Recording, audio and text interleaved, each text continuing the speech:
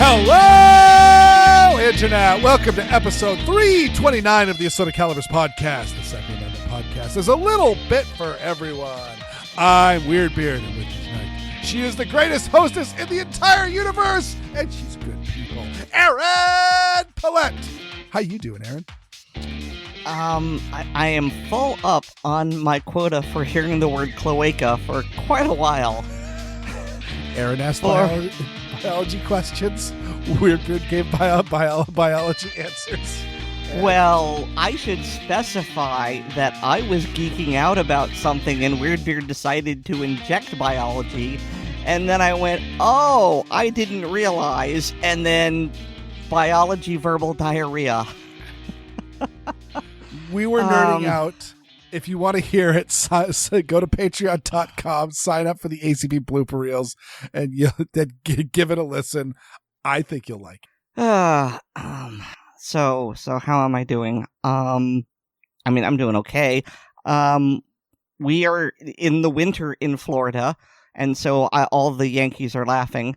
During the day, it gets down to as low as the low 50s. Ooh. And I have to put on my winter coat, and I'm very happy to put on a winter coat. At no point am I too hot. But that's because I live in temperatures where y'all northerners would melt. So, I do enjoy the cold weather because, if you're cold, you can put on more clothes.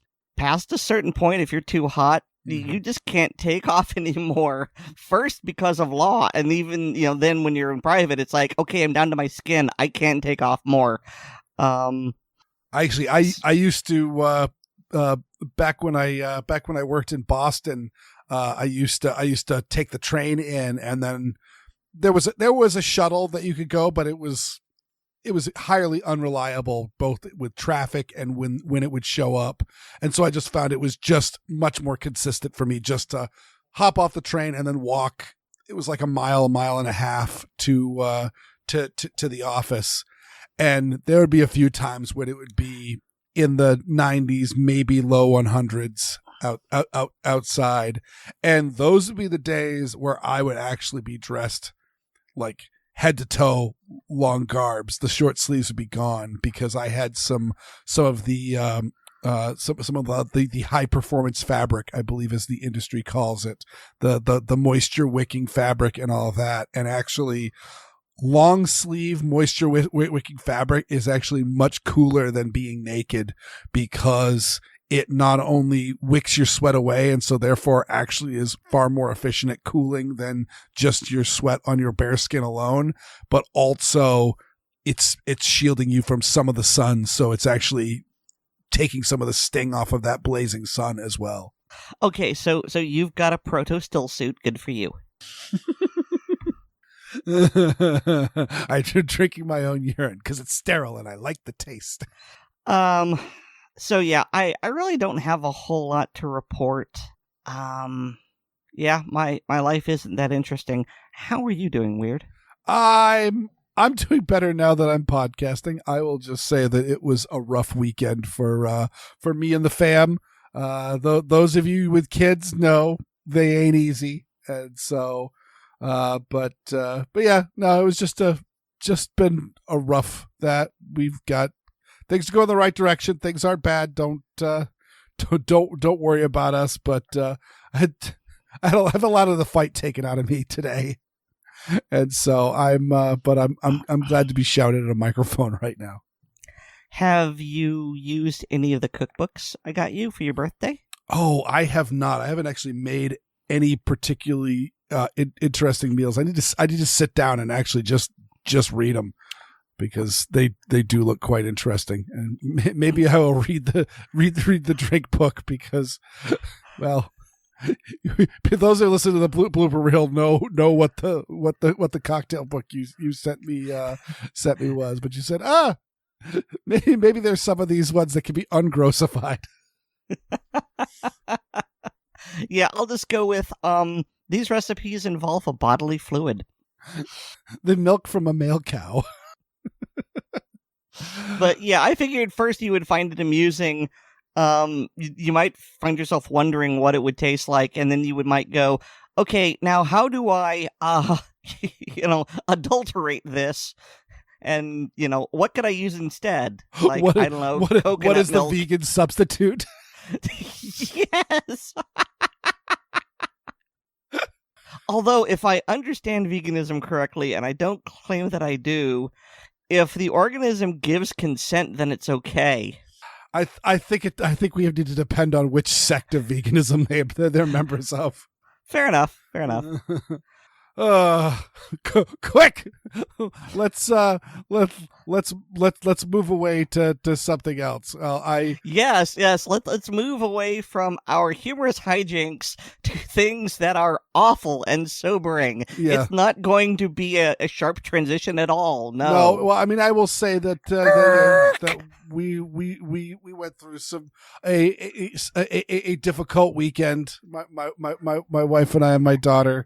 And all of that, but it was nothing as serious as what happened to a friend of the show, Cam Edwards.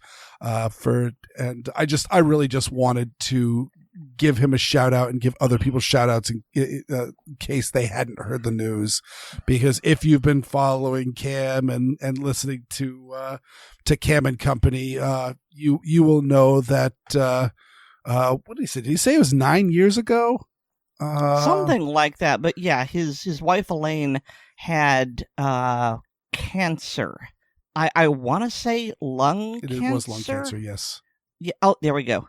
Yep, and 8 years. Well, more than 8 years after her initial diagnosis. Yeah. So she'd had it for a while, and she was battling it for a while, and she was doing quite well. I was really saddened because I'd been following the updates, and I know that Cam had missed a few shows and all that, and actually had warned people that he was probably going to miss a few more shows just because she was in the hospital and not doing great. And then suddenly he was back on there's another Cam and Company. I didn't think he was doing a show this week. And it was like, nope, she was doing better and she's out of the hospital. So I was hoping that she was responding really, really well to treatment. Obviously, she seemed to be doing pretty good because, as Cam openly says, for most of that diagnosis, she was actually feeling just fine, which is a blessing. Yeah. And all of that. But unfortunately, the cancer did win this time. And I just want to give just send out our love to Cam and just let other people know about that. Like, he's never I have met Cam and spent some time with him, and he is a wonderful person. Never met his wife, but I can only imagine. He definitely spoke very, very fondly of her on Cam and Company. And so just wanted to send our love to you, Cam, and that's it's a tough thing, and well, like he said, they were given the gift of time, and they were able to celebrate Christmas together and say their goodbyes, and she was able to be surrounded by her loved ones. And death is never easy, but I would say that's an easy way to go for the family, at least. They've got the closure. They know it's coming. They're able to gather one last time and tell them how much they love her. And it's, in as much as you can have a good death, I'd say that's a good death. Yeah, I was going to do a little appropriation from some of the many warrior cultures on it was a good death. Yeah. So yeah, that's just wanted to say, Cam, if you're hearing this, or anybody here who knows Cam and all that, I just wanted to say that you're in our thoughts, and we're sorry for your loss. So yeah, Elaine passed on New Year's Day, and I believe I heard about it on the 3rd, and I am privileged to have Cam's phone number. And I texted him because I figured he was very busy.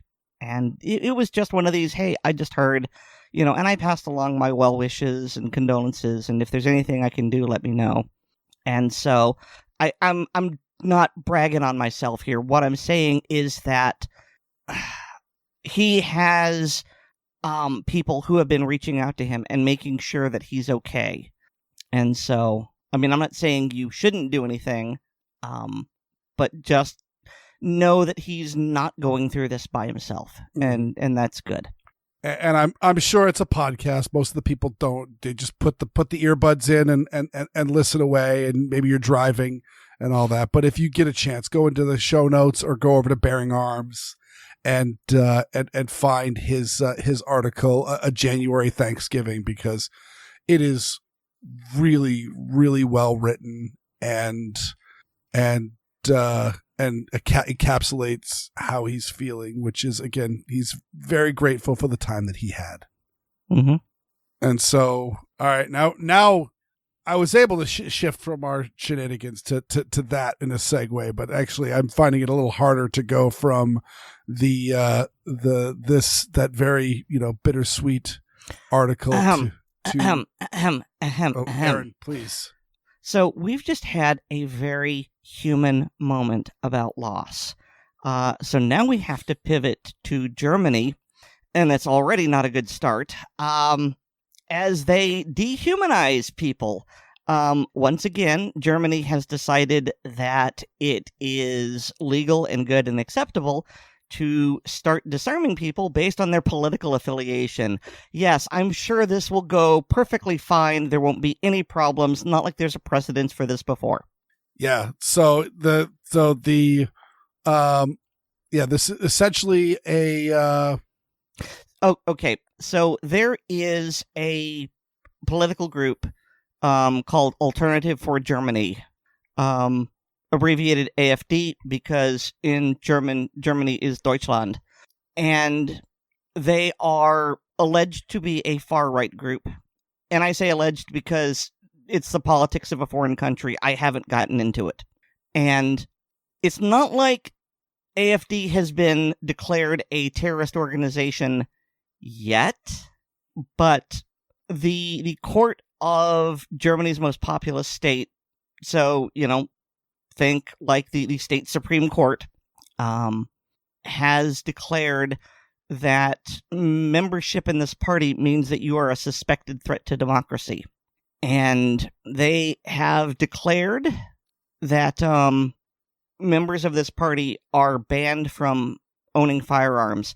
I don't have the laws regarding firearm ownership in Germany handy, but like most European countries, it's very difficult. It's a gun banner's wet dream. And you have to have the paperwork to own, and there are severe restrictions on what you can and can't have. And this particular case was done by a married couple that owned over 200 firearms. And, I mean, that's impressive by my count, but for Germany, holy crap. Well, I will say one of the things, and again, I don't know the specifics of their permitting system, but I know that one of the things that Germany does is have limits on the number of firearms you can have.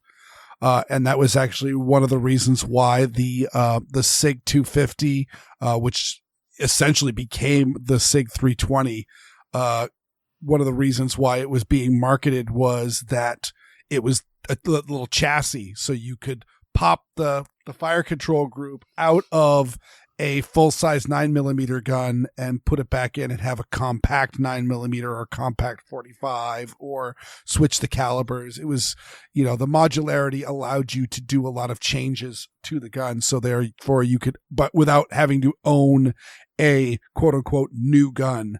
And so, and Germany's gun laws was touted as one of the reasons why SIG decided to essentially make a modular handgun like that. So they must have had probably one of the more advanced permits to have a collection that big, which would also probably imply that they had a very, very squeaky clean record. Mm-hmm. And yeah, here we go. In Germany, a firearms ownership license is mandatory for each firearm purchased. And there are other restrictions. It allows them to purchase the firearm and handle it on their own property and any private property with the property owner's consent.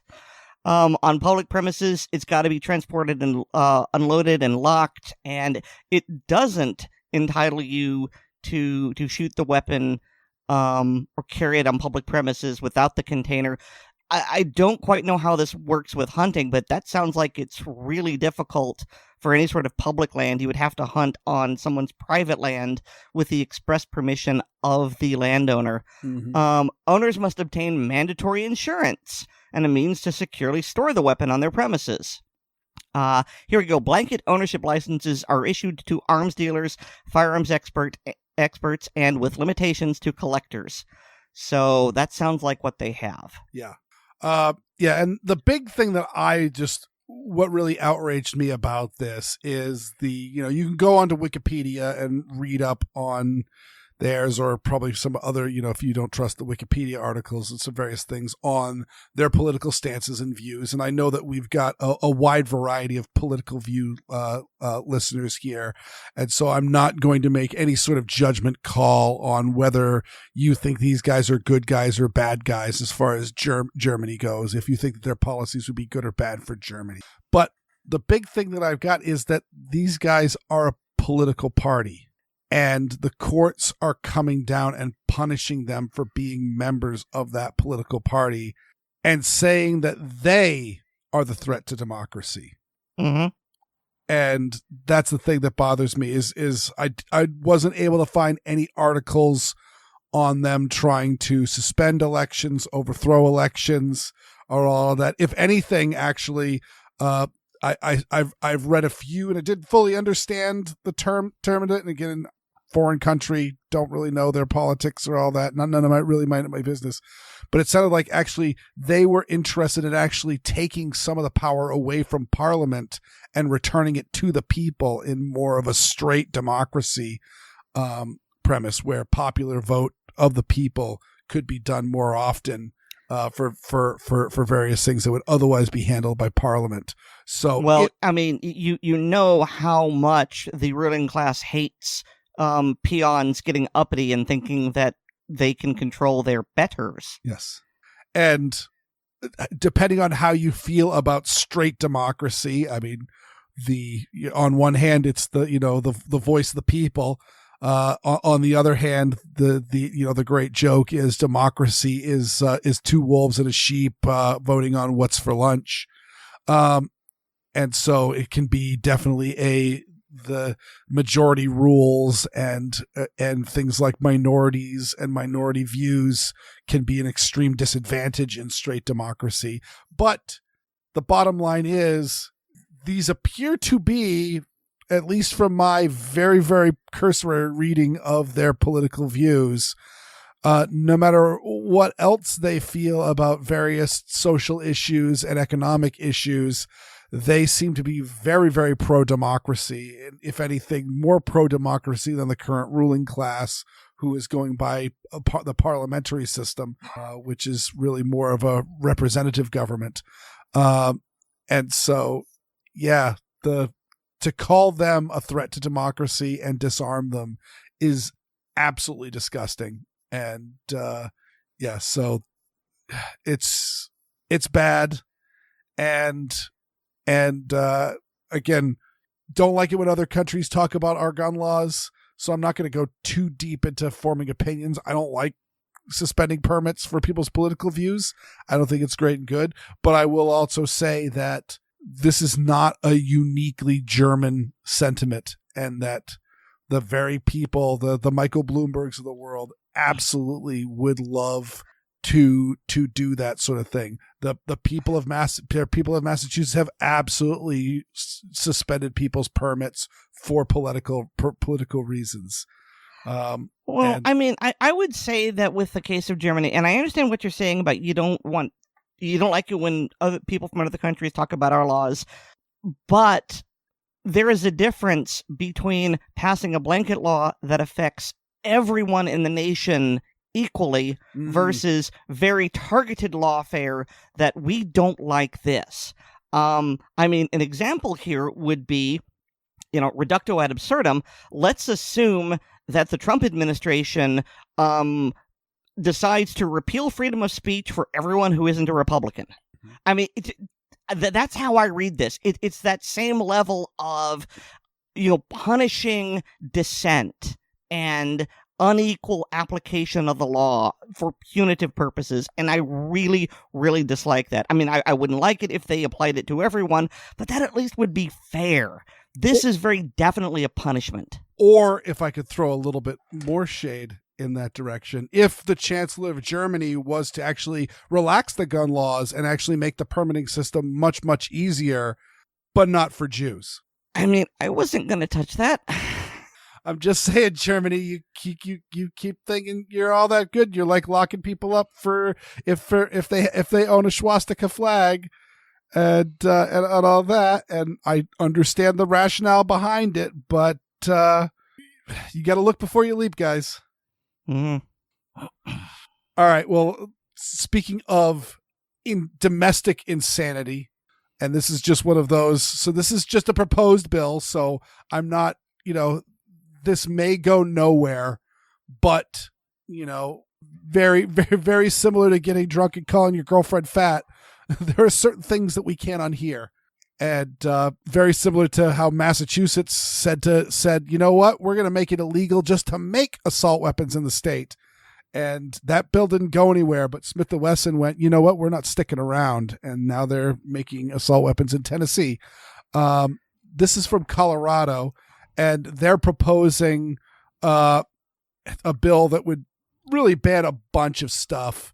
I would go so far as to say that it would ban most guns. It would ban most guns, but like I was going on the lines of I had to dig around for a couple of different articles because this one actually put what I think is the most important thing front and center versus most of them are talking about, it'll ban ghost guns and bump stocks and Glock switches and other things that are one of those like, okay, that's stuff that's going around a lot, agree with it or not. That's kind of like the current flavor of especially anti-gun states to make sure that you ban, guns without serial numbers and rapid fire trigger accessories and that sort of stuff. And a lot of states are making drop-in auto sears illegal on the state level. And again, we've joked about going, it's already illegal, but it's actually kind of makes a lot of sense since most states are not relying on the DEA to enforce their drug laws. They're just having the police. They're making marijuana is illegal federally, but it's also illegal in most states. Heroin is illegal in all states. So if you get caught with heroin, they don't need to wait for the feds to show up. They can just throw you in jail. But the key factor in what Aaron was alluding to is this is going to ban the sale and manufacture of semi-automatic guns that accept detachable magazines. Yeah, semi-automatic guns, and the evil feature is detachable magazines. And so this is really bad. Again, this bans most things. This bans like pretty much all semi-auto handguns. That's pretty impressive. Like the Grendel P9 might suddenly start picking, and the Steyr M1911 and other guns that ran off of stripper clips, the Mauser broom handle. This is literally going after just about everything except for like manual action guns. So revolvers and bolt actions and lever actions. And pump actions. Yeah. And go ahead. Yeah, there are two things here that really, really get me. And so they're targeting things that don't have alternatives. And so it's a de facto ban. And then one of the people sponsoring it maybe the main guy basically does one of these, oh, la-di-da, the manufacturers can just make one that has a fixed magazine. Like, sure, Glock is going to make a fixed magazine pistol. I mean, I suppose you would load it top down through the ejection port. That seems... I'm not sure if that's possible. The way the magazine lips are. It would be very, very challenging. So there are handguns that have fixed magazines, and well, some of them are very, very old guns, like the Steyr Hahn M1911 and the Mauser broom handle, which are turn of the 20th century guns. But then also the George Kellgren, before he started Kel-Tec, created I think it was the Grendel. It was either the Grendel P10 or P9. I forget what he called it, but essentially that gun it was a 380, and it took it fed in. But that gun actually literally was milled to take or set up to take stripper clips, and so yeah, it would be possible. It would not be easy or good. Maybe the best way to do it would be like how some of the California compliant guns, ARs work, where you could essentially shoot the Glock dry and then take it down and take it down, and then you could reload the magazine. But it would also be impossible to really unload it safely unless you were just racking each individual round into the chamber and ejecting each individual round in the chamber. And like gun nuts, maybe not all gun nuts know that, because it's not that often that you're cycling 15 live rounds through the chamber of a gun. But you do hear about it from action shooting things, is sometimes someone will be racking that live round out of the chamber at the end of the stage, and the firing and the primer will find the ejector, and they'll have an out of battery detonation. And so, yeah, the idea that you could easily convert a Glock or, any sort of removable magazine handgun into a fixed magazine gun is very, very dubious. So one of the things about this which really puzzles me is that this bill is supported by State Senator Tom Sullivan, and his son was murdered in the Aurora theater shooting in 2012, and my condolences to him. That's not really the confusing or mysterious part. It's the fact that up until like last year, he didn't believe in this sort of thing. Yeah, Sullivan opposed the 2023 and 2024 measures, saying that a ban on so-called assault weapons should only be done on the federal level. And I'm curious what happened. Yeah, that is very, very interesting, because we frequently see with especially these people that are are touched by tragedy, that this, you would think it's often the narrative that this is the sort of thing that changes people's minds, but it really doesn't. David Hogg was a student at Parkland, and he's super duper anti-gun. I don't think he was pro-gun ever in his life. And there are people who have lost family members in mass shootings or through violence, and they were pro-gun beforehand, and they are still pro-gun now. And even today we talk about the fact that these are gun-free zones. That's one of the big problems. You didn't have this before the Gun-Free School Zone Act. There was almost no school shootings ever. And so, yeah, it is weird that he has suddenly changed, and especially for something as bizarre as this. Like, again, I I will be very surprised if this gets anywhere because of how bad it is, or at least gets anywhere in its current configuration. I can maybe see them stripping it down to the frame, and maybe just the ghost guns and a few other things get through. And maybe that's their tactic all along, is to put this horrendous bill up for everyone to see, and then strip it all the way back to just an awful bill, but it looks so much better now. So I think the chances of this making to the governor's desk are really good because, as it says in the article, it has 18 original co-sponsors in the Senate, and it needs 18 votes to pass the Senate, so it has those. And in the House, it has 24 co-sponsors. Now, I suppose there's maybe the question as to whether it makes it out of committee, because this is going to be judged by the State Military and Veterans Affairs Committee. I don't know how many people make that up, but I'd say it's an excellent chance of passing.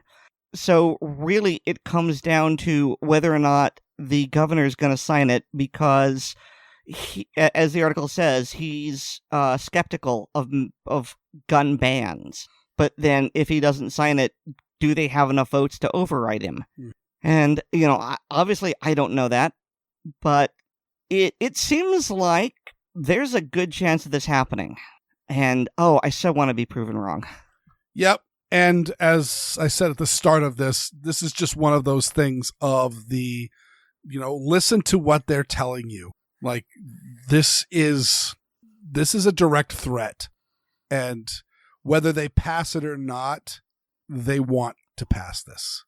And so this is not common sense gun legislation. This is not nobody's coming for your guns. This is, pretty much. I mean, I've got to imagine that there are probably a lot of people that listen to this show where this would describe the vast majority of their collection. Because there's especially if you were some of the people that were in the pandemic gun rush, a lot of people who are getting into shooting in the 21st century, the idea of bothering with a pump action shotgun or a revolver or a bolt action rifle or things like that makes about as much sense to people as driving a manual transmission car. It's something that we used to do, but we don't do anymore. So this, in theory, could essentially target just about everybody. Mm-hmm. So, this is, hopefully it doesn't pass, but Aaron, you made some pretty good observations. It's certainly got the wind to its back. Yeah. I mean, really, the big surprise about this is that they aren't outlawing the possession of them. The manufacture, the purchase, and the sale. But if you already have them, they aren't forcing you to give them up yet. And I'm honestly surprised by that. And I think Colorado also has universal background checks. Yeah, I don't think they got rid of it. I know they did. They passed it. I think they still have it. So that's the fun, is that they don't need to. Universal background checks are gone. So if you have an AR-15, you can keep it, but you can't give it to your wife. You can't give it to your kids, because that would be an illegal transfer and they could arrest you for that.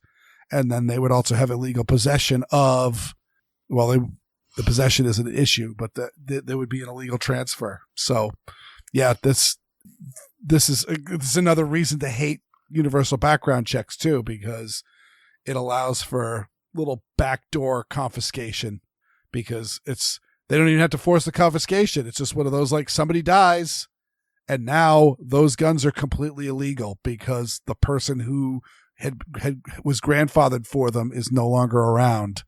And now what do? Now you got to turn them into the police, maybe take them to a gun shop and see if they can put them up on Gun Broker and sell them outside the state. It's a major problem. I mean, I feel like the only way you could maybe get around that is if you moved out. Mm-hmm. And then once you're no longer a resident, you weren't bound by their laws, and then you can do what you want with your firearms. Yes. But other than that, I don't see a way around this other than breaking the law. Yeah. And it feels like, they're partially just running up the clock on a lot of people. Sure, you can have it until you die. And then we're going to come seize them. And it's also the not very easy situation. It's not like we can just drive across the border into Nevada or Utah and be like, okay, here we are. We're in a gun-friendly state now, and we can transfer the guns. No, because you are not allowed to transfer a firearm out of state.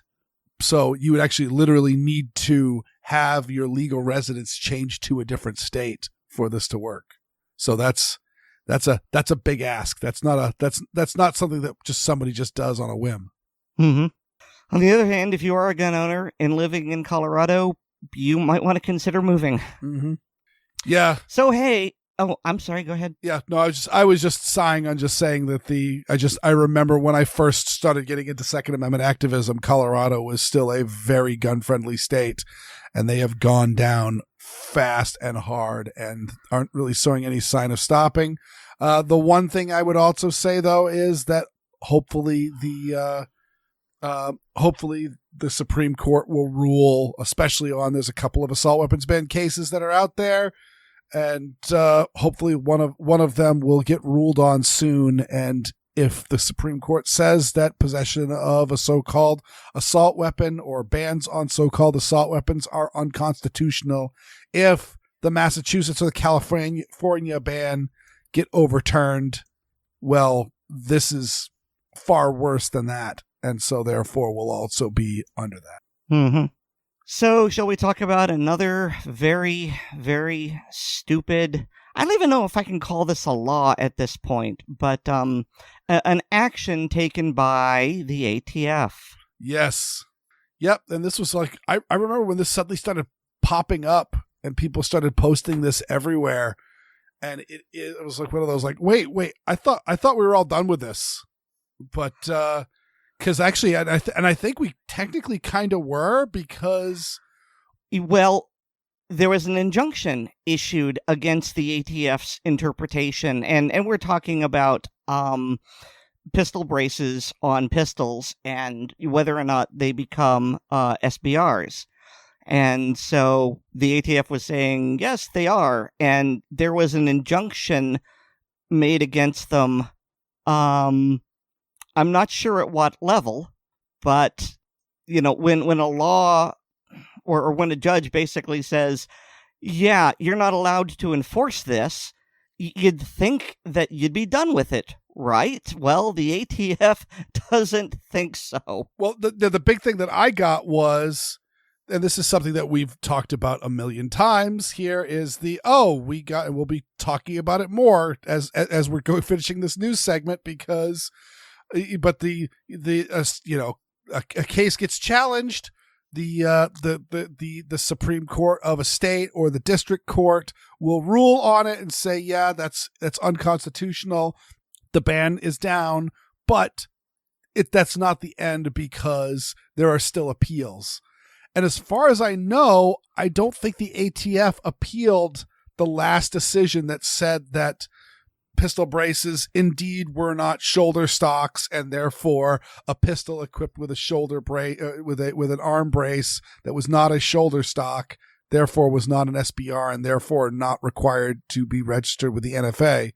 But somebody contacted the ATF for reasons I'm not really sure of why, but was asking about a pistol that they were going to attach a brace to.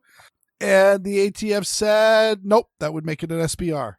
Well, what's more is that this letter was not signed by any one agent. It's very deliberately vague. All it said is that it comes from the Firearms Industry Programs branch. And it's like they want to enforce the rule, but no one wants to stick their neck out by claiming this is what's going on. And so, yeah, the ATF claims that although it's barred from enforcing the rule, it can still enforce its interpretation of the statute. I really don't know how that works unless they're making the claim that, well, the courts won't let us arrest people for this, but we'll tell you that it's illegal. Which is, I mean, okay, sure, because the law is technically on the books, even though there's an injunction against it. But I don't know. It feels very bratty.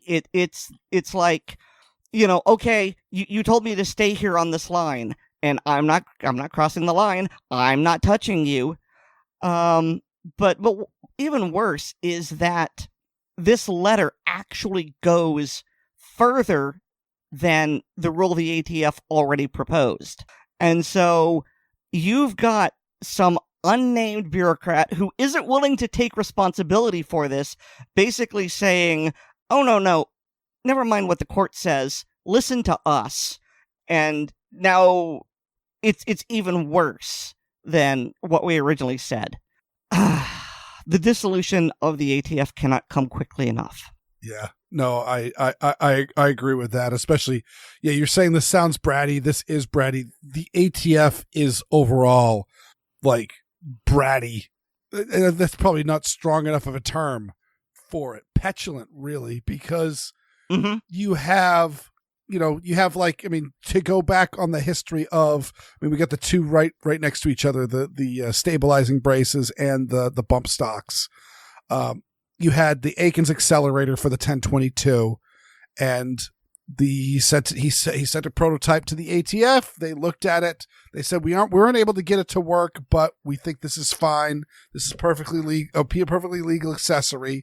He actually starts investing in manufacturing infrastructure so that he can start making these and shipping to people and putting smiles on faces. And before he can deliver his first unit, the ATF changes their mind and says, no, this will make a machine gun. He has to declare bankruptcy.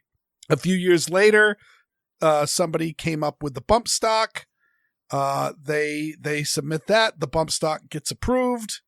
And bump stocks are being used for a while. And then the Mandalay Bay shooting happened, and Trump informed the ATF that they should do something about bump stocks. So they declared them to be machine guns. And even though they're the exact same technology as they were when they weren't machine guns, but now all of a sudden they're machine guns. And then the pistol braces have gone all over, from the you can shoulder them, it's just fine, to you can own it, but don't shoulder it. If you do shoulder it, just by touching it to your shoulder, you are manufacturing an SBR, which is hilarious. Is that, yeah, just that tapping it to your shoulder is manufacturing a short-barreled firearm. And then it was okay again, and then it's just been going back and forth. They're changing their mind. And yeah, so it's petulant and nothing is changing. It's not like, oh, this is the Mark II pistol brace or all of that. No, it's just all of them, that the ones that were approved before, and now they're not. Yeah, I really have nothing else to add that I haven't already said before. Yeah. Well, let's ATF delenda est. Yes. Either get rid of them or put somebody who really is into guns and really into freedom in there, and so that they will just be an agency that goes after bad people. Colleen Noir for ATF director, Brandon Herrera for assistant ATF director. I have spoken. Yep. No, I think that is a really, really good choice. Either one of them I would be very, very happy with. Or, any of the heads of the various lobby groups. What is it? Is it Larry Pratt is the head of the National Shooting Sports Foundation? I don't know if there's a Larry Pratt or if you're portmanteauing, but the head guy of NSSF is Larry Keane. Ah, yes. You're getting Pratt from Eric Pratt, the vice president of Gun Owners of America, and he was mentioned in that article. Gotcha. Maybe I am. We're bad with names together. I'm surprised I remembered those. Yeah, but like, there's any number of people that would be great, but some of these, like, industry people, lobbying people, blog and YouTube people, like, it doesn't matter. but just people that are super duper into firearms and firearms laws have someone like that as the head of it, so that we could and start issuing white papers that are just saying, yeah, that's all crap. And maybe even, hey, guess what? If you manufacture a suppressor in your own state and it's legal in your state and you don't cross state lines, then why should we care? I mean, heck, I was actually just talking with David about the fact that, he's got a 3D printer. You can 3D print suppressors. And I was like, yeah, but and you could just destroy it because you just throw it into the fire and it'll melt and burn. And like, oh, why can't you just have one-time use suppressors like that? What would be the problem? And in theory, you can make tannerite and you're making an explosive, but if you make it and blow it up at the same time, then, within a reasonable time of each other, then no harm, no foul. Well, yeah, but as I think David pointed out in the pre-show banter, that should also apply to Molotovs, and we know that they don't. Yeah.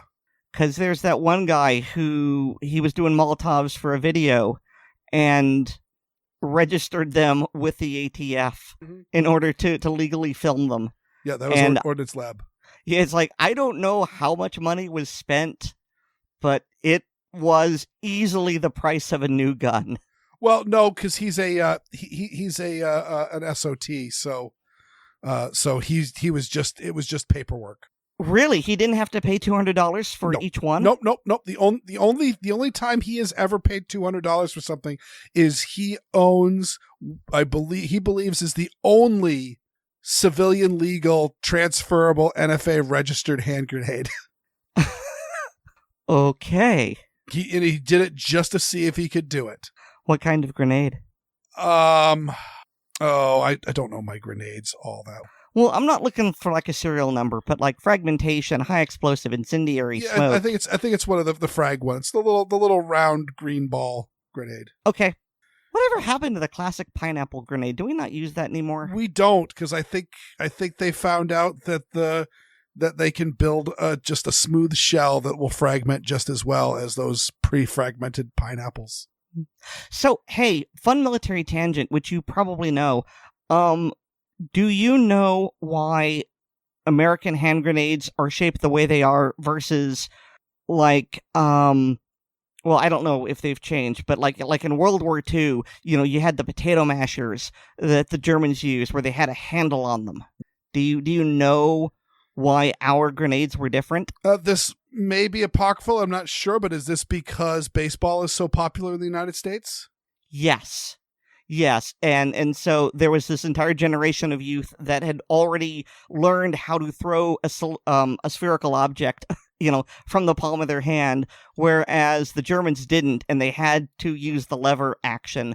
And that was something that really helped us because, we could carry more of them and they were lighter because you didn't have the big heavy wooden handle.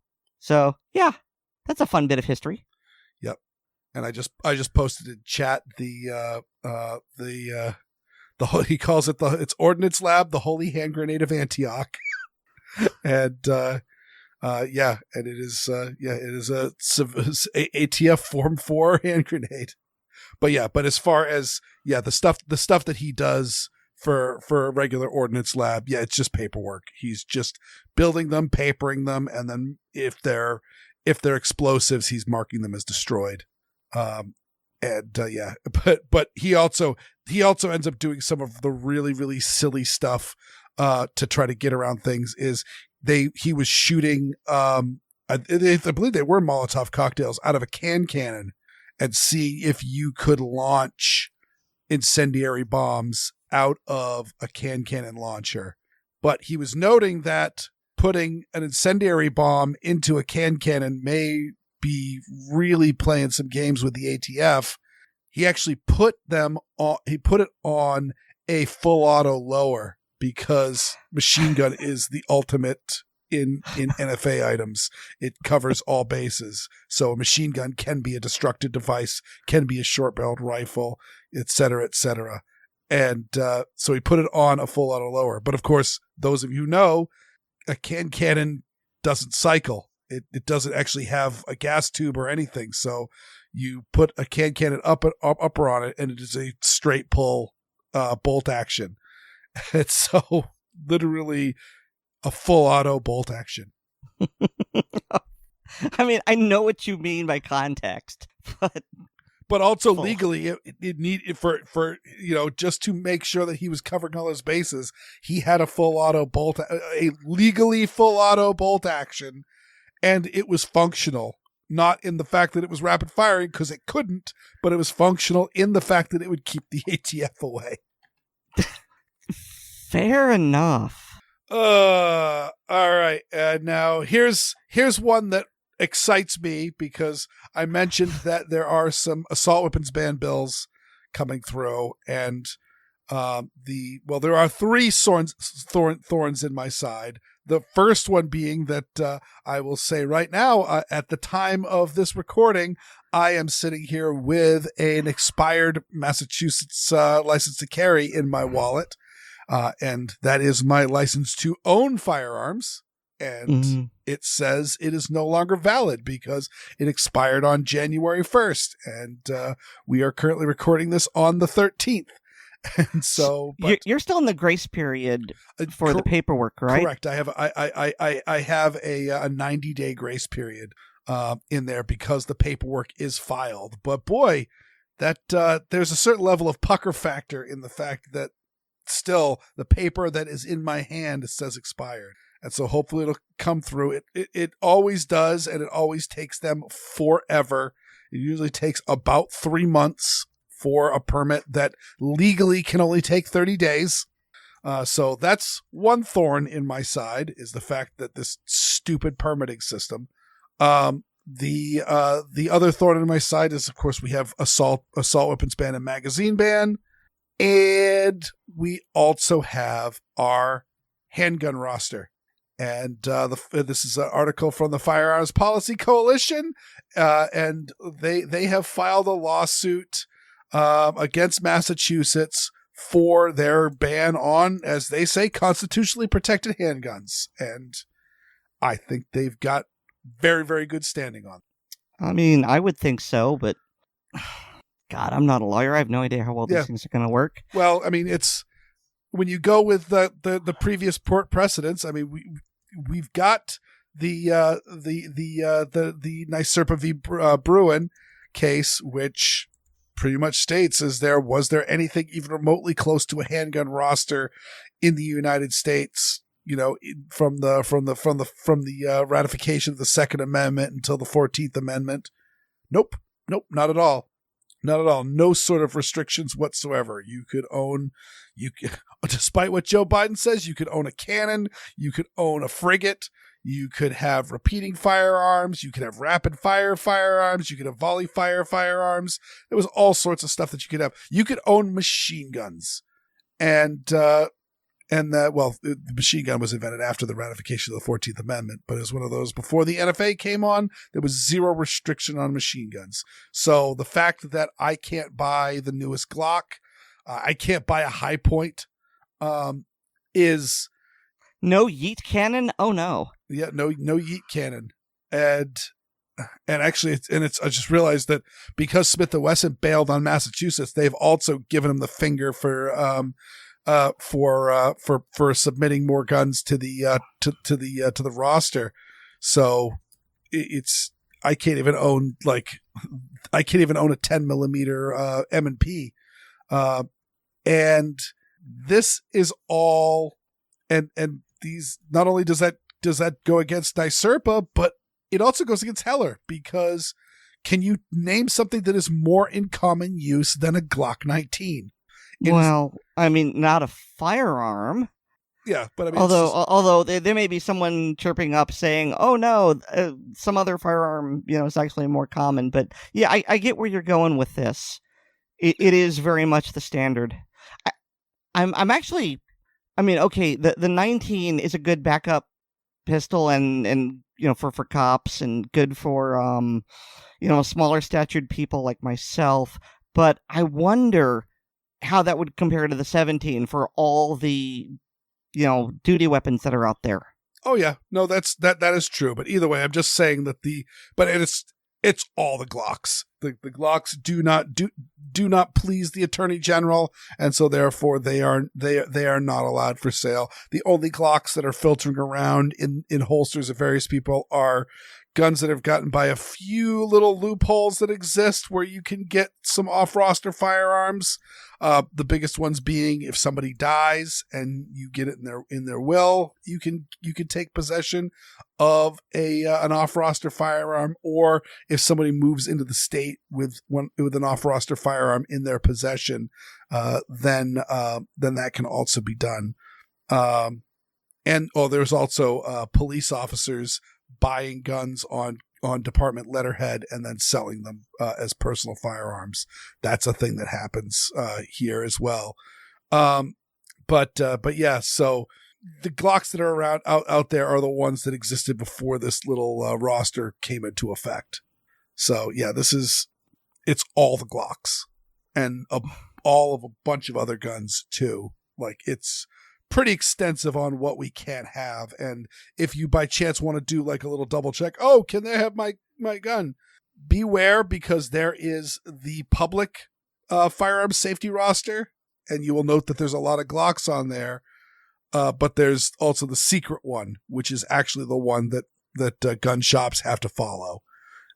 So yeah, it's considerably smaller. What's the secret one? Essentially, when a new gun comes into the market, gun shops actually have to physically request that gun from the Attorney General, and the Attorney General will send them a letter that says this gun with this SKU number. So it's by essentially catalog item is approved for Massachusetts sale, and they just have a binder in their back office full of these little letters that say, yep, this specific gun is approved.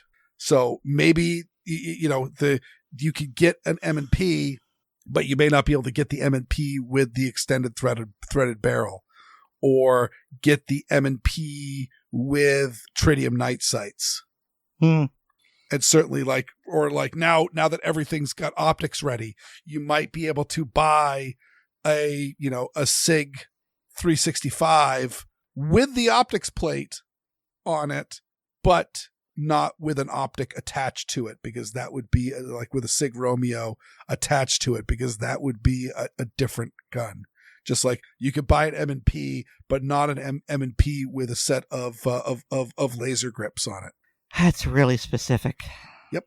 Yep. No, it's the process is the punishment, right? The process is the punishment. Yes. And in theory, they could, once you get a base model gun approved, you could get all the other ones, but it involves sending 5 more guns out for destructive testing and paying them for the tests. So it could get very, very expensive if you've got a lot of little sub options. Mm-hmm. So hopefully that will go. I mean, it certainly seems like they have a lot of grounds in standing, but it'll also probably take a while. Just like the next case that has been going on for a while, but we have gotten another victory, and this is the SAF lawsuit, Lara versus, is it Evanchick? It looks like Evanchick. Oh, that Evanchick. But and so and this is a Pennsylvania case, and essentially Pennsylvania banned the carry of firearms by they say young adults, again 18 to 20. Again, we've got that magic 21-year age limit, and but essentially during a state of emergency, the state has said that young people people under the age of 21 cannot carry firearms. And so far the courts have said, nope, that's unconstitutional. I mean, that seems like, just blatantly on the face of things unconstitutional. Mm-hmm. And I'm honestly surprised it got this far, because it really shouldn't have. I mean, I'm going to spare you the rant that I have stored up, I'm just really annoyed how 18 to 20-year-olds occupy this nebulous area of sometimes they're adults and sometimes they're not. Mm-hmm. Yeah, it's super dumb. And actually, I saw when I was searching for, because somebody posted a YouTube video of this, and I wanted to have a text one just so people could just sit down and actually read it. And there's the YouTube videos are out there; you'll be able to find them, no problem.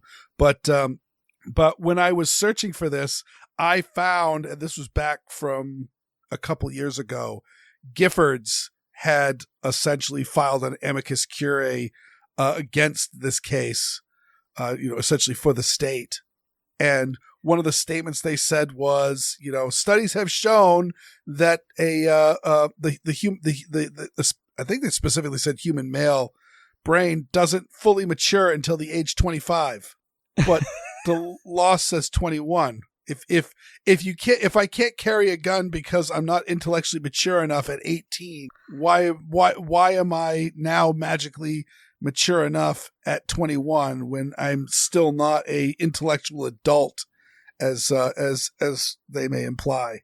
I mean, there's so much baggage with that. It's like, okay, well, if you're not intellectually mature until you're 25, then we should raise the age of adulthood to 25. Mm-hmm.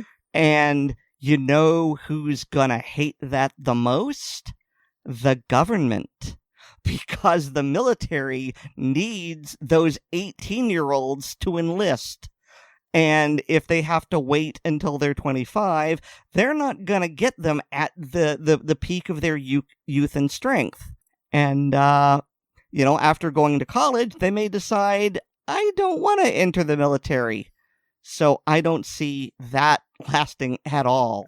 Well, also the other thing that who will hate that is the colleges, because now all of a sudden all of these high school graduates can't sign off for the Stafford loans, because why would you allow them to make a binding decision, especially since Stafford loans are non-dischargeable? So you pay this loan or you pass away. Those are the only ways you're getting away from this. So yeah, no, I'm with you, Aaron. Like, we just need to pick a number where we're an adult and just have it be an adult. Raise it up, lower it. That's fine. But I think that, you'll find that, suddenly if you can't go into the military anymore because you need to wait till you're 25, that might upset some of our apple carts. I mean, especially at a time right now when the military is really having trouble recruiting and retaining members. All right, we're on to the last news story, and this was one that made the rounds. I think a lot of people saw this one. Aaron, what did you tell us all about it? Well, the thing is, when I mentioned it to you, you hadn't heard of it, which I thought was interesting. Well, you specifically had said, let's talk about this Cully Noir ND, and I was just like, oh, Cully Noir had an ND? I had not heard that. Okay. I cast no judgment, because I have had exactly 2 negligent discharges in my shooting career. Thankfully, all of them were on hot shooting ranges, and the round either went into the dirt or went into the berm. The gun was in a safe direction, but NDs happen, and so that's what I thought you meant. Not this story, which I had seen. Fair enough. So, for people who haven't heard the story, Cully Noir is analyzing something that happened on someone else's podcast. I've never heard of this podcast. I couldn't even tell you which podcast it is. That's how little I care about that. But there was, I guess he was a rapper being interviewed, and the timing on this is perfect, because the host says something like, and those were the choices you made. And as he's doing that, the guest is reaching into his pocket. I'm not entirely sure why. And then it goes bang. And he discharges a gun from inside his pants pocket. And the host, I mean, he sticks his leg out like not so much in fear, but like, oh my God, did I just get hit in the leg? Like he's looking, and then he's looking around, and he's asking, did anyone get shot? And it's a miracle. No one got hurt. No one got shot. And even the man who indeed, and I couldn't tell you what type of gun it was, just that it was a semi-auto. But apparently, given the tight confines of the pants, the gun couldn't fully cycle, which is good because, he could have discharged multiple times. And that probably spared him from getting powder burns on the leg. I mean, I don't know that he got them, but here's the thing. He stuck around and finished the interview. So either he wasn't hurt or his ego was keeping him from acknowledging that he was hurt. But the thing is, okay, the gun discharged. He pulls it out to look at it, and then he puts it back in his pocket. And it's just like, no lessons were learned here, were they? As Noir says, pocket carry is fine. I mean, it's not the best choice, but it's fine. But you need a holster for it. And there are holsters for pocket pistols. You can do that. But this guy didn't have one. And then just by putting it back into his pocket, he's setting it up for another indie that could very easily injure him badly because you've got the femoral artery in your leg. And if you put a hole through that, you will bleed out in minutes. So when the host said that was a choice you made, that was definitely a choice the guest made, and it was a bad one. Yeah, no, I am a staunch crusader for pocket holsters. I enjoy pocket carrying. It is definitely one of my two favorite methods of concealed carrying. And the other being a shoulder holster for your 1911. Yep, exactly. Yep. And and I remember like my favorite story for this is my next door neighbor who was 21, 22. He had just gotten his LTC, and he was talking about, when I'm carrying my Smith & Wesson 642 revolver that he would pocket carry, and he says, man, I was one time out riding my motorcycle and it started raining. And I realized, I looked down and I saw that my pants had gotten wet, and the fabric had stretched over the gun, and just you could see the gun like so clearly in my pocket because it was wet. And he's just like, I don't, what do you do to avoid that? I said, well, the pocket holster should break up the pattern of the gun quite a bit. And he kind of looked at me like I had two heads, and I'm like, you use a pocket holster, right? And he said, I don't even know what that is. I said, hold on a second. Went back to my house. I had just bought my DeSantis Nemesis, which is the pocket holster that I personally recommend. They are inexpensive. They make them for just about everything. They're really, really good holsters. Buy one for every gun that you would ever think about stuffing in your pocket, and you're done. But I just recently bought my DeSantis Nemesis, and I originally was using an Uncle Mike's, which is actually one of the few times when a nylon Uncle Mike's holster is actually just fine, is an Uncle Mike's pocket holster. Perfect. Sausage sack. Yes, exactly. An Uncle Mike's sausage sack pocket holster, actually pretty good. But I went and grabbed that Uncle Mike's holster, brought it back up to him. I gave it to him, and I said, tell me you will never carry that gun without a holster ever again. Because, again, this is how you have negligent discharges in your pocket. It's the pocket will hold the gun in there. You don't need to worry about it, though the pocket holster can actually help retain it a little bit from sliding out if you happen to be leaning back in a chair or something like that. That can sometimes dump things out of your pocket. But it protects the trigger. It keeps it from getting pulled. It keeps stuff from getting into your trigger. It can save your life. So just carry a pocket holster. They don't cost a lot of money. And they really don't make that big of a deal because essentially the DeSantis Nemesis and the Uncle Mike's are designed, they have a texture on the outside, so they want to stay in your pocket. So when you do a quick draw stroke, the holster stays in your pocket, the gun comes out. Mm-hmm. Yeah, on their website it says tacky outside material.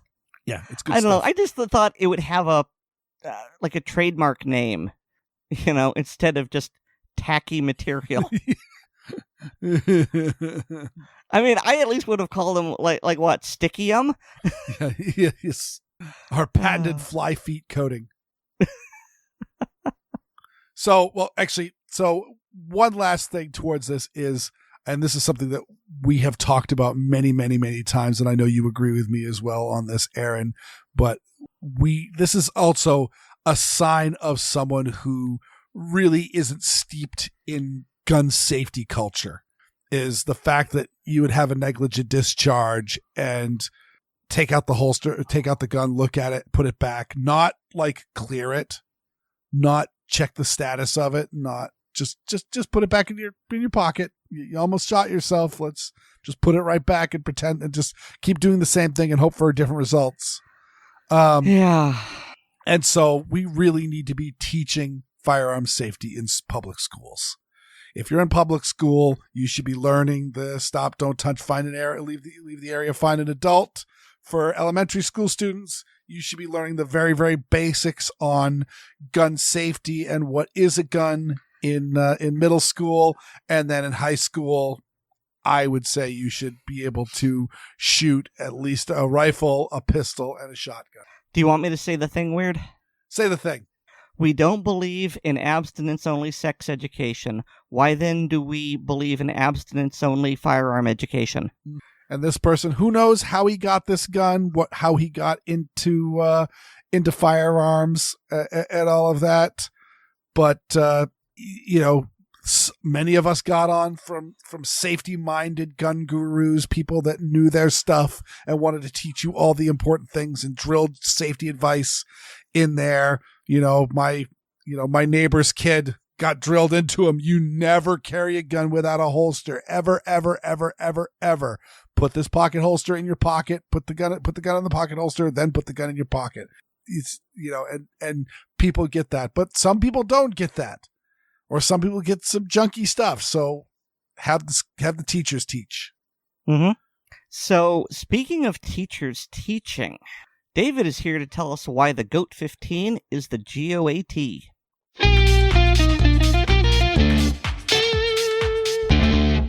Hi, and welcome to Gun Lovers and Other Strangers. Regular listeners may remember a while back in one of my earlier segments from the GOA Goals event, where I interviewed Kaylin and Braxton with Mountain Billy Gun Labs about their premier product, the GOAT 15 rifle.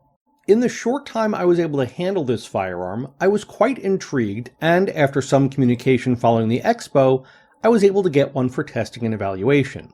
So in this segment, I'd like to talk about my experiences with the Mountain Billy Gun Labs GOAT 15 Helium, their scaled-down AR-15 in .22 long rifle. General specifications for the firearm are 28 inches long with the stock collapsed, 31 inches long with the stock fully extended. The buffer tube has 7 positions, enabling it to fit a variety of shooters. The 16-inch barrel is rifled 1 turn in 16 with a right-hand twist, and the muzzle is threaded with standard half-inch 28 threads. It does come with a thread protector for when another muzzle attachment isn't in use. This diminutive carbine weighs in at a featherweight 2.75 pounds unloaded. Adding a Swampfox Liberator green dot optic I had available only bumped that up to 3.2 pounds. Mountain Billy Gun Labs contracted with Magpul on the one-piece upper receiver and handguard. The forend has standard M-lock slots for accessory attachment on the sides and bottom, and a full-length Picatinny rail on top. The GOAT 15 comes with 2 magazines, one that takes a single round for training purpose, and another that holds 5. 10-round magazines are now available as well. If the GOAT 15 product line takes off as I hope it does, maybe ProMag will make a drum for it. Other than the M-lock slots, Picatinny rail, and muzzle threads, no parts on the GOAT 15 are interchangeable with standard AR pattern rifles or accessories. All other parts are proprietary. In accordance with BATFE regulations, The serial number is located on a metal plate insert into the right side of the magazine well. The Goat 15 Helium is on the compact side for me, but is a good fit for smaller statured shooters. My 5'2" tall wife and a 5' tall friend were both comfortable shouldering the rifle with the stock fully extended. I, as well as 2 taller friends, found it required a somewhat cramped hold, but we were able to manage with no real issues. All controls are of the standard and familiar AR pattern with one exception. A unique feature of this rifle, the safety lock. From their website, safety was so important we developed and patented a new tamper-resistant safety switch that requires strength and dexterity to release, adding a level of safety found on no other firearm of any size. The safety lock is a knurled knob on the right side of the receiver where the boss of the safety lever crosspin is located. In normal use, it can be completely ignored and doesn't interfere with operation of the safety lever in any way. To activate, the knob is pulled out slightly and rotated 180 degrees. This locks the safety in the safe position, rendering the rifle inoperative until the knob is rotated back. If desired, the safety lock can be removed. When I talked with them at the Goals Expo, they mentioned the possibility of a safety lever that could be put in place of the safety lock being made available in the future. However, that's not a priority at the moment. When they do get around to it, this would allow for fully ambidextrous safety operation. If asked to describe my experience shooting the Goat 15, the first word that comes to mind is fun. 22s are nearly always fun to shoot, and the Goat 15 takes that to the next level. It's small and light while still maintaining the negligible recoil of a 22. It's also quite accurate. Shooting from 10 yards freehand, anything other than one-hole 5-shot groups were the exception. Shell casings ejected in the 4 o'clock direction and landed about 10 feet away in a relatively contained area. When the last round is fired, the bolt locks open as with any standard AR platform firearm. The only issue encountered was on the second day of shooting. We were several hundred rounds in and the rifle suffered a series of failures to feed. As many people know, 22 rimfire is pretty dirty ammo. Function being affected by a buildup from the externally lubricated bullets and combustion residue is not uncommon. An examination of the rifle revealed a ridge of gunk had accumulated on the feed ramp. A quick scrub with a nylon bristle brush through the ejection port cleared this up, and we were back in business. The rifle was tested with Federal and Winchester 36-grain copper-plated hollow points, as well as a mix and match of other brands from my leftovers bin. Other than the fouling issue I mentioned earlier, the Goat 15 handled it all without a hiccup. For amusement value, a few of the testers tried shooting it like a pistol with a standard 1 or 2 hand grip. While a bit muzzle heavy when shot in this manner, it was manageable, though as expected group size suffered. Disassembly for cleaning or maintenance is only slightly different from standard ARs. While the upper and lower are still connected by takedown and pivot pins, they are not retained by detents. They're also not push-out. They have a hex socket on one side and a flat slot on the other. This necessitates 2 tools to unscrew one end of the pin from the other. The process takes a little getting used to, but it isn't complicated, though I do recommend securing the rifle before attempting disassembly. After the pins are removed and the receiver halves separated, remaining teardown is consistent with most ARs. The bolt and charging handles slide out the back of the upper receiver, and that's it. The rifle is field stripped. When I looked down into the fire control pocket, if I hadn't had a sense of scale, I would have believed I was seeing a standard AR. All the internal components look like what we expect to see, just smaller. The Goat 15 Helium comes packed with foam spacers in a sturdy cardboard box. In addition to the rifle, it also contains 1 each 1-round and 5-round magazines, the federally mandated lock, a manual, and a sticker. MSRP of the Goat 15 Helium is $470 for the rifle and $23 for the 10-round magazines. In my opinion, a remarkably good price. Mountain Billy has also recently released the Atom pistol and the H2 SBR versions of the Goat 15 at MSRPs of $480 and $490 respectively. The SBR price does not include the $200 National Firearms Act tax stamp fee. At the end of the T&E period, I was so impressed with the Goat 15 Helium that I talked to Mountain Billy Gun Labs about purchasing their test rifle. Weer'd generously offered to have ACP cover the cost, so I'm now the keeper of this lovely firearm. I foresee it getting plenty of use both by me and every friend whose hands I can get it into. Whether for training new shooters, outfitting a smaller statured shooter, or just as a fun plinker, I highly recommend any of the GOAT 15 variants. As you might guess, I give this rifle a 10 out of 10. Have fun and safe shooting. I'm here with Liam from Mountain Billy Gun Lab, and we're here to talk about the GOAT 15 and some of their miniaturized AR-15s. That about wraps up this segment. If you have any questions for me or suggestions for future segments, or a comment on a past segment, please post them on the Assorted Calibers Podcast Facebook or MeWe pages, and Aaron or Weer'd will make sure I see them.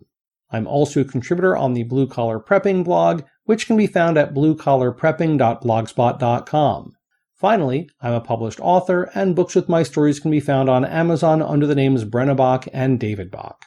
That's all for now. Thanks for listening. I'm David, and this is Gun Lovers and Other Strangers.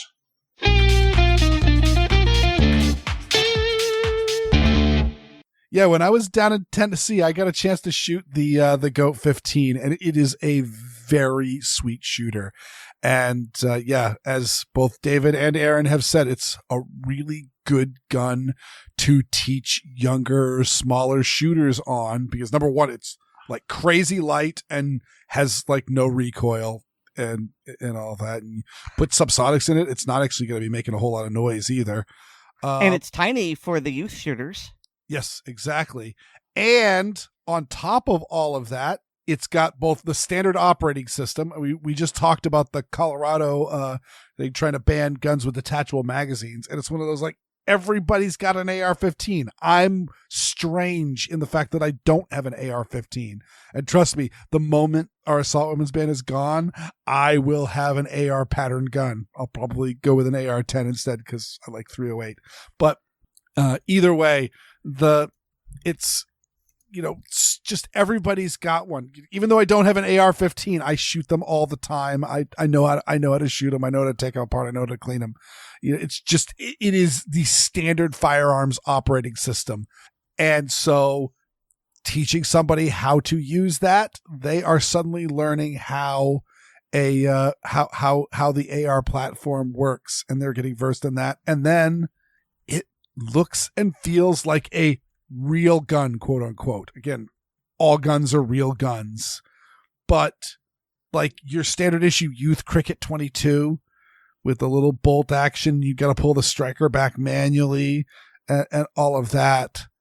That's not a Call of Duty gun. That's not Dad's gun. That is, that's a teaching gun. That's an intermediary. And so like, I think that you can really engage some shooters, get them interested, get them wanting to learn how to shoot and learn how to shoot well by the fact that it looks like an AR-15 and essentially is an AR. My one concern when I first heard about the GOAT 15 was that when you're teaching new shooters, there's always the possibility that they will, after they shot, they could muzzle someone and with per trigger discipline could end up shooting someone. So I really like, bolt actions in that regard, because it ensures you only fire the one shot. And I wasn't sold on it until this segment when David mentioned there is a single shot magazine. And that's what did it for me. It's just like, okay, yep, fine. I am fully on board with this. Because that's if you are taking a new shooter to the range and you're not putting a round into the gun first when you hand it to them, like you're probably taking a little bit of a risk. Let the new shooter take their very, very first shot with a gun that has a round in it. They pull the trigger. Now the gun is empty. It's clear. So if they turn around and muzzle somebody, if they squeeze the trigger multiple times, if they point it up at the ceiling, in the air, they point it just if they do things that a newbie might do and not understand what the dangers in, it doesn't matter. The gun's used up all its ammo. And so you can make the corrections when the gun is already safe. So. Yeah. And I realize you could take a magazine and load only one round, but we all know how humans are. And there's always the possibility that, you're just not thinking and you load it up, or you put the wrong loaded one in rather than the single shot. And it's just an extra layer of protective redundancy that I like. It's not necessary, but it's a nice to have. Yeah, no. I'm also really amused that our podcast now has a timeshare gun. Yes. I thought it was good. Yeah, the like, it's a reasonably priced gun, and as a general rule, T&E guns usually get sold at cost. So I'm like, we're gonna get like a really good deal on not a very expensive investment, and it's a really nice gun. So I'm like, I think we should have it. So why don't we make it the ACP gun? Well, I mean, one of the reasons they're so cheap is because they're a used gun, and those are always less expensive. Mm-hmm. There's one of my favorite films is Lord of War, mm-hmm. which I don't know if you've seen or our listeners have seen, but Nick Cage plays an arms merchant in the early 90s, right after the fall of the Soviet Union. And one scene, he's selling to an African warlord, and the African warlord is really upset that one of his guards is flirting with, it's not outright stated that the woman is part of his harem, but it's heavily implied. And there's ammunition there on the table, and the warlord, I believe it's a revolver of some kind. Weird would know what model it is, I don't. So it's like the cylinder's out, and so he snaps the cylinder in place, Hollywood style. He raises the gun, shoots the guard dead, and Nick Cage's character panics because he's never seen anyone killed in front of him before, and he takes the gun, and all of the guards then are like, hey, they're pointing their guns at him because now he's got a loaded gun, in the presence of El Presidente, and he's like, Jesus Christ, as he takes the gun. And then he realizes what's going on, and so he saves the day by like grabbing a cloth, and after he loads it, he's polishing it. He's basically going, well, now it's a used gun and I can't sell it for full price. And the African warlord finds this funny and he laughs, and it's heavily implied that he buys it from the guy. I mean, no real point to this story other than, yeah, it's a used gun. Well, it's also a gun being sent out for business purposes, and a lot of times that they're more than happy to eat the expense of having it shipped back to them by just saying, yeah, just pay us what it cost us. Yeah, well, that's exactly what happened when I tested the Kel-Tec PMR 30. Because I was looking for a really soft recoiling gun for Mom, and she shot it, and she was like, yeah, I really like it. And so it's just like, okay, Kel-Tec, how much for me not to send it back? Mm-hmm. Oh, okay. Yeah, that's doable. That is also the great folly of many gun reviewers, because they're getting new guns shipped to them all the time from the manufacturers, and it's one of those like, all right, well, I could send this back and just deal with the deal with the pay that I'm getting for writing this article, or I could keep it knowing full well that it'll be more expensive if I want it later. And of course, we were joking about David's just starting a new job at a local gun shop, and it's one of those like, how much of that paycheck are you going to keep, and how much of it's going to come out in trade? I get the feeling that like maybe up to a third to a half of his paycheck is going to be store credit. It's like when my father worked for LL Bean, they have an employee store, and it's all either items that are returned that are where they were used or mistreated or didn't survive the shipping well enough that LL Bean in good conscience can't resell them, or they are stuff that either got or factory seconds or got damaged in the warehouse. Like actually I had a few like winter coats that had cuts on the wrists because when they would open up the box with a box cutter to stack them in the warehouse, they sometimes would cut too deep and actually cut into the coat. And those ones would go to the employee store, and like a $200 coat would be sold for like $20. And we joked that like Dad was just like, you don't have to pay me. Just let me go to the store. It took them years after he finished that job for them to clean out the clean out their basement of all of the stuff from LL Bean that was down there. And actually when they sold their house and moved out, like I got like a big Rubbermaid bin filled with like LL Bean stuff that was roughly my size. Here, take this. Make it go away.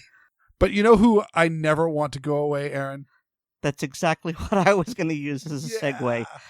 Our listeners. Thank you, each and every one of you. We really appreciate you being here for us and listening on the show. But we also have to have a very special thanks to our supporters on Patreon.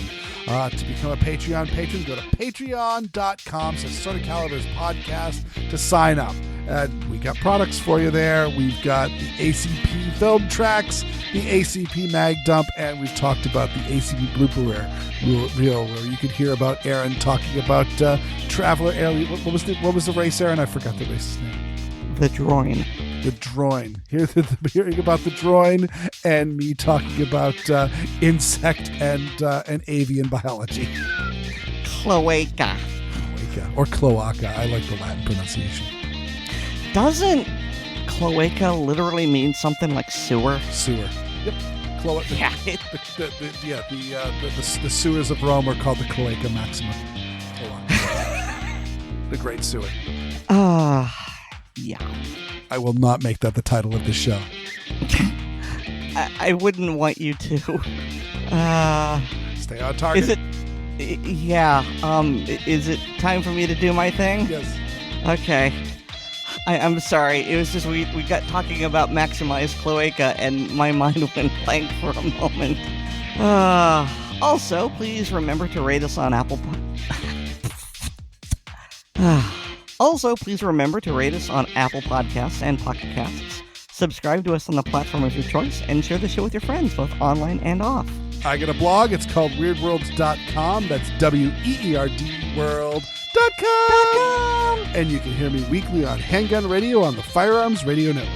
And you can get more from me at Linktree/Aaron Paulette. That's linktree.ee/Aaron Paulette, all one word.